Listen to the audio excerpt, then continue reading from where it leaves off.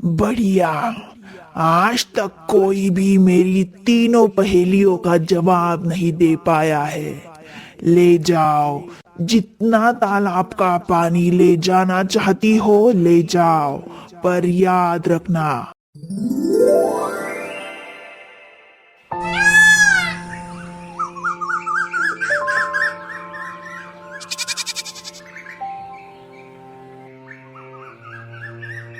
एक घना जंगल, ऊंचे ऊंचे पेड़ और पेड़ों के बीच एक गुफा। उस गुफा में रहती थी दो बहनें। बड़ी बहन का नाम था सीमा, वो 22 साल की थी, और छोटी बहन का नाम था मीरा, वो 20 साल की थी। माता पिता कई साल पहले बीमारी में चल बसे थे। ना रहने के लिए अच्छा मकान था, ना कोई खेत। जो भी था वो सब माता पिता के बीमारी के खर्च में चला गया। अब दोनों बहनों के लिए गुफा ही उनका घर था। बड़ी बहन सीमा गंभीर स्वभाव की थी, काम में निपुण और समझदार, जबकि छोटी बहन मीरा चंचल, मासूम और हंसमुख थी। सीमा रोज जंगल की लकड़ियां लेने जाती और बाजार में जाकर बेच आती, और मीरा घर का काम संभालती थी। उस शाम सीमा लकड़ियां लेकर लौटी थी और मीरा भी घर का काम लगभग समाप्त करके अपनी दीदी की राह देख रही थी। सीमा लकड़ी का गट्ठर रखे आंगन में आई और बोली, देख मीरा, आज का गट्ठर बहुत भारी है। अब इसे कल सुबह गांव के बाजार में जाकर बेचना पड़ेगा। तुमने खाना बनाया ना? बहुत भूख लगी है। हाँ दीदी, बना दिया। क्या दीदी तुम हमेशा मुझे चूल्हे पर भेज देती हो? कभी तुम भी बनाया करो ना, मैं भी कभी लकड़ियां उठाकर लाया करूंगी। अरे पगली, तू छोटी है ना, इसलिए तुझे काम सीखना है। चूल्हा चौका, आटा पानी सब समझना होगा, वरना बाद में क्या करेगी। मैं तो चाहती हूँ कि तू सब जान ले। हाँ दीदी, मैं समझती हूँ, पर कभी कभी ऐसा लगता है जैसे माँ बाबा हमारे साथ होते तो हमें यूं मेहनत न करनी पड़ती। कितना अच्छा होता। माँ हंसते हुए हमें रोटी परोसती और बाबा काम से लौटकर हमारे लिए कुछ मिठाई लेकर आते। अरे तू क्या फिर वही बातें लेकर बैठ गई? मीरा, भगवान ने माँ बाप को हमसे छीन लिया, लेकिन हिम्मत भी तो दी है ना। ये जंगल हमारा साथी है। देख, जब पेड़ों की पत्तियां सरसराती है तो ऐसा लगता है जैसे बाबा की आवाज आ रही हो, और चूल्हे की आंच में जो धुआं उठता है ना, ऐसा लगता है जैसे माँ पास बैठी है। हम अकेली नहीं है। दीदी, तुम मुझे हमेशा समझा देती हो। सच कहूँ तो तुम्हारे साथ रहते हुए मुझे डर कभी नहीं लगता, चाहे ये जंगल कितना ही डरावना क्यों ना हो। दोनों बहनों ने उस रात देर तक बातें की। गुफा के बाहर जंगल का सन्नाटा गहराता जा रहा था, लेकिन उस गुफा में बहनों की हंसी और उनके विश्वास से एक अलग ही उजाला फैला हुआ था। दूसरे दिन सुबह जल्दी दोनों बहनों ने लकड़ियों का गट्ठर सिर पर उठाया और गांव की ओर चल पड़ी। रास्ता जंगल से होकर जाता था। पक्षियों की चहचहाहट, पत्तों की सरसराहट और बीच बीच में जानवरों की हल्की आवाज़ें आ रही थी, लेकिन फिर भी दोनों बहनें लकड़ियों का गट्ठर उठाए बाजार की तरफ चल दी। बाजार में लकड़ियों की एक अच्छी दुकान थी। उस दुकान का मालिक भी बहुत दयालु था। वो लकड़ियों की अच्छी कीमत सीमा को दे देता है और कहता है, ये लकड़ियां तो बहुत अच्छी है। तुम जंगल के बहुत अंदर तक जाती हो क्या लकड़ियां लेने के लिए? हाँ चाचा, हम दोनों अकेली और अनाथ है, जंगल की एक गुफा में रहती है, इसीलिए घर चलाने के लिए अच्छी से अच्छी लकड़ियां मैं लाती हूँ ताकि अच्छी कीमत मिल सके। देखो बेटी, तुम्हें अगर तुम्हारी परेशानी का हाल चाहिए तो तालाब के पास वाली लकड़ी लाओ। उसकी कीमत बाजार में बहुत ज्यादा है। सुना है तालाब के पास वाली लकड़ी की कीमत 10 सोने के सिक्के तक है। लेकिन यह काम इतना आसान नहीं है। वहां तक जाना इतना आसान नहीं है। वह तालाब जंगल के बहुत अंदर है, और सुना है उस तालाब के पानी में एक चुड़ैल भी रहती है। ठीक है चाचा, चलते हैं। आपका बहुत बहुत शुक्रिया। जाते वक्त वो बाजार से कुछ राशन और सब्जियां लेकर अपने घर चली जाती है। जाते समय पूरे रास्ते सीमा उस तालाब के बारे में ही सोच रही थी। घर पहुंचकर दोनों बहनें खाना बनाने लगती है। तब मीरा अपनी बहन से पूछती है, दीदी, आज आप कहाँ जाने वाली हैं लकड़ी लेने? ज्यादा जंगल के अंदर तो नहीं जाने वाली ना? क्या मैं भी आपके साथ चलूं? नहीं नहीं मीरा, तुम यहीं रुको, मैं अच्छी लकड़ी लेकर आ जाऊंगी। मुझे तालाब के पास वाली लकड़ी लानी है। अगर एक बार भी उस लकड़ी को बेच देंगे ना, तो एक अच्छा घर हम गांव में खरीद सकते हैं। लेकिन दीदी, उस तालाब में चुड़ैल रहती है। आप अकेली नहीं जाएंगे, मैं भी आपके साथ चलूंगी।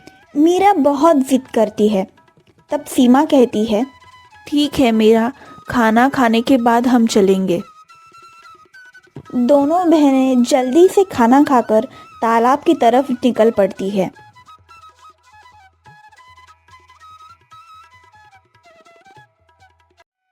दीदी, कितनी देर से हम चल रहे हैं, तालाब तो अभी तक नहीं दिख रहा।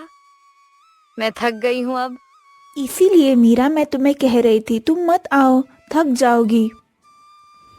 अरे दीदी, अगर मैं नहीं आती तो आप अकेली पड़ जाती ना। चलते चलते तभी वहाँ एक चिड़िया सीमा और मीरा से कहती है, रुको, तुम दोनों कहाँ जा रही हो? आगे मत जाओ, आगे तालाब है और तालाब में एक चुड़ैल रहती है। सीमा और मीरा आश्चर्यचकित हो जाती है। वे सोचती है, ये चिड़िया बोल कैसे रही है? सीमा उससे पूछती है, लेकिन तुम बोल कैसे रही हो? मैं हमेशा से एक चिड़िया नहीं थी, उस तालाब की चुड़ैल ने मुझे चिड़िया बना दिया है। मैं तो इस राज्य की राजकुमारी थी। मेरे पिताजी ने उस चुड़ैल को पकड़ने की कोशिश की थी, इसलिए उसने मुझे चिड़िया बना दिया। इस पर सीमा कहती है, आपको इस श्राप से मुक्ति कैसे मिल सकती है? जब मैं इस तालाब का पानी पीऊंगी तभी मुझे इस श्राप से मुक्ति मिल जाएगी। लेकिन उस तालाब का पानी लाना नामुमकिन है। तुम अगर उसे हाथ भी लगाओगी तो भी जल जाओगी, क्योंकि वह तालाब भी जादुई है।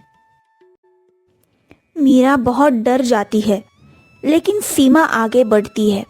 चलते चलते वे उस तालाब के पास पहुंच जाती है। उसके पीछे पीछे मीरा और वो चिड़िया भी आ जाते हैं। उन सबको आता देख तालाब की चुड़ैल बाहर आ जाती है और कहती है, तुम क्यों आई हो यहाँ? अगर अपनी जान बचाना चाहती हो तो चली जाओ यहाँ से। मुझे इंसानों की गंध से नफरत है। चली जाओ, वरना तुम्हारा भी यही हाल करूंगी जैसा इस राजकुमारी का किया था। चली जाओ। सीमा कहती है, देखिए, मैं और मेरी ये बहन, हम दोनों अनाथ हैं। इस जंगल की एक गुफा में रहती है और घर चलाने के लिए जंगल की लकड़ियां काटकर बेचती है। हमें पता चला कि इस तालाब के पास वाली लकड़ियां बहुत कीमती है और इनका बाजार में भी बहुत दाम है। इसलिए हम यहाँ लकड़ियां लेने आई थी, ताकि हम हमारी गरीबी से मुक्ति पा सके और गांव में एक अच्छा घर भी खरीद सके। आते वक्त रास्ते में ये चिड़िया मिली और उसने हमें पूरी सच्चाई बताई और मैं इस चिड़िया को आज़ाद करवाना चाहती हूँ। इसलिए आप जो कहेंगी मैं वो सब करने के लिए तैयार हूँ।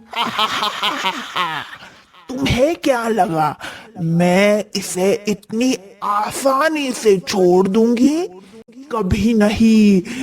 इसके पिता ने मुझे यहाँ से निकलवाने के लिए क्या कुछ नहीं किया। ये जगह मेरी है और मैं यही रहूंगी। मैं किसी को परेशान नहीं करती। अगर कोई मुझे परेशान करेगा तो मैं उसे नहीं छोड़ूंगी। आपको इस जगह से कोई नहीं निकालेगा। यह तालाब आपका ही है और आपका ही रहेगा। अगर आप इन्हें फिर से राजकुमारी बना देंगी तो हम महाराज से भी निवेदन कर सकते हैं कि इस जगह पर कोई भी ना आ सके। ठीक है, अगर मेरी 3 पहेलियों का सही जवाब तुमने दे दिया तो ही इस तालाब का जल तुम ले जा सकती हो और इस तालाब का जल पीकर वो फिर से राजकुमारी बन जाएगी। पहली पहेली, मैं दिखता नहीं पर महसूस होता हूँ, मैं बिना छुए मार भी सकता हूँ, बताओ बताओ मैं कौन हूँ। इस पहेली का जवाब है डर। सही जवाब। अब दूसरी पहेली सुनो। मैं रोज आता हूँ लेकिन कभी ठहरता नहीं, मैं आता भी हूँ और जाता भी हूँ पर कभी लौट कर नहीं आता, बताओ मैं कौन हूँ। इस पहेली का जवाब है समय। सही जवाब। अब तीसरी और आखिरी पहेली, अगर इसका जवाब तुमने सही से दे दिया तो ही इस तालाब का जल तुम ले जा सकती हो। सुनो, मैं जिंदा नहीं हूँ फिर भी रोज मरता हूँ, मेरे बिना कोई सो नहीं पाता और मेरे साथ कोई जाग नहीं पाता, बताओ मैं कौन हूँ। अब सीमा थोड़ी सोच में पड़ जाती है क्योंकि ये थोड़ी मुश्किल पहेली थी, लेकिन मीरा झट से जवाब देती है। वो कहती है, रात। बढ़िया, आज तक कोई भी मेरी तीनों पहेलियों का जवाब नहीं दे पाया है।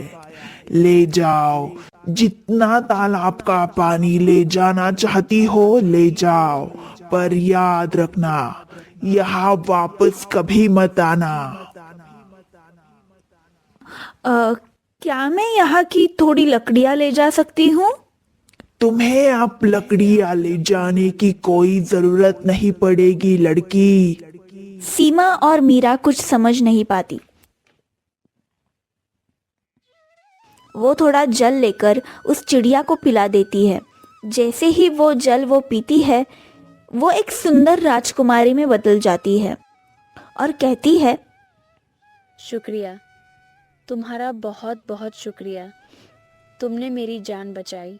सीमा चुड़ैल को भी शुक्रिया कहती है और सब वहां से निकल जाती है। वे सब गुफा की ओर चल पड़ी। चलते चलते वे तीनों अब थक चुकी थी, लेकिन एक दूसरे को हौसला देकर वे सब आखिरकार गुफा में पहुंच जाती है। सीमा राजकुमारी से कहती है, आइए राजकुमारी, थोड़ी देर आराम कर लीजिए और फिर हम सब राजमहल चल देंगे। ठीक है सीमा। वे सब अंदर चले जाते हैं, लेकिन अंदर जाने के बाद का दृश्य देखकर वे सब हैरान और आश्चर्यचकित हो जाती है, क्योंकि बहुत सारा सोना वहां पड़ा होता है। सीमा कहती है, अब मुझे समझ आया क्यों वो चुड़ैल कह रही थी कि अब लकड़ियां ले जाने की मुझे जरूरत नहीं है। इसका मतलब है वो कोई बुरी चुड़ैल नहीं थी। मीरा कहती है, हाँ दीदी, सही कहा आपने। सीमा और मीरा वो सारा सोना एक कपड़े में लपेट कर रख देते हैं और थोड़ी देर आराम करने के बाद फिर राजमहल जाने लगते हैं। चलते चलते वे गांव के चौपाल तक पहुंच जाते हैं। गांव के सारे लोग चौंक जाते हैं। तब एक चाचा आगे आकर पूछते हैं, राजकुमारी जी, आप कहाँ थी इतने दिन और जंगल की तरफ से कैसे आ रही है? तब राजकुमारी सारी कहानी गांव वालों को बताती है। जब पिताजी ने जंगल के तालाब की चुड़ैल को वहां से निकालने की कोशिश की थी, तब उस चुड़ैल ने मुझे एक चिड़िया बना दिया था। पूरे 3 साल से मैं उस चिड़िया के रूप में वहां रह रही थी, बस एक उम्मीद लेकर कि कोई तो आएगा और मुझे यहाँ से आज़ाद कर देगा। और फिर आज यह दोनों बहनें वहां आईं। दोनों बहुत साहसी और समझदार हैं।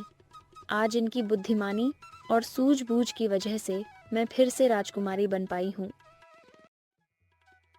गांव वाले सीमा और मीरा के हिम्मत की दाद देते हैं।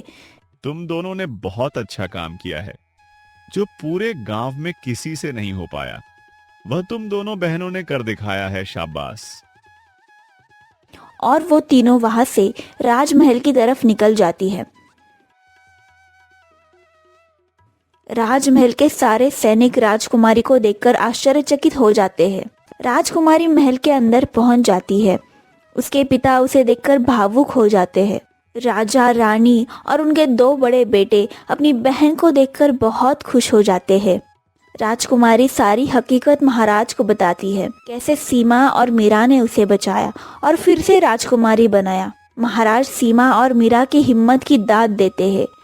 वे बहनों की होशियारी देखकर बहुत प्रसन्न हो जाते हैं और कहते हैं, आज सिर्फ तुम दोनों की वजह से मेरी बेटी मुझे वापस मिल गई।